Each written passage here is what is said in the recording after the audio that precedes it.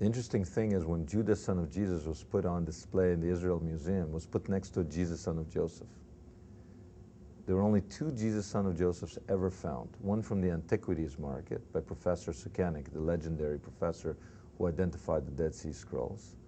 He found it not in situ, not in an archaeological context. He found it in a warehouse. And the other is this Jesus, son of Joseph, which was found in its archaeological context. People say, oh, these are common names. Meanwhile, out of the thousands of ossuaries found, bone boxes, only two have ever been found with the name Jesus, son of Joseph. So it's very rare. And only one in its archaeological context. But when they decided to create a kind of a little Christian display in the Israel Museum, what did they do? They took Judah, son of Jesus, and they put it next to the other Jesus, son of Joseph ossuary. And I asked them, I said, this Judah, son of Jesus, you actually found his dad's ossuary, Jesus, son of Joseph. They were together in life and 2,000 years in death next to each other.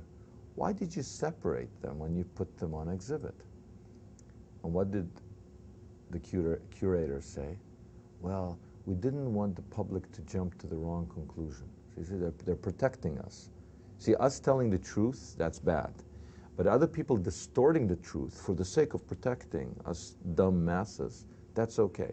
So you see, they put them next to each other, Judah, son of Jesus, and Jesus, son of Joseph, but they put the Judah, son of Jesus, next on exhibit next to the wrong Jesus.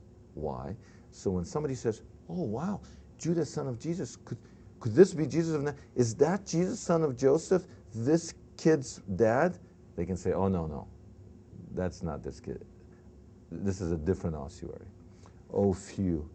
See, they're protecting the masses, whereas if they put him next to Jesus, son of Joseph, the man that was his father, people might say, is that his dad? And then they would have to say, yes.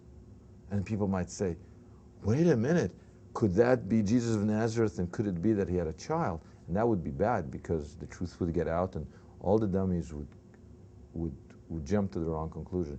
So to protect us, the people who put on exhibit these ossuaries actually suppressed the information and twisted it and distorted it. But that's okay, right? Because they're protecting the dumb masses from their point of view, and I put dumb masses in quotes, from the truth.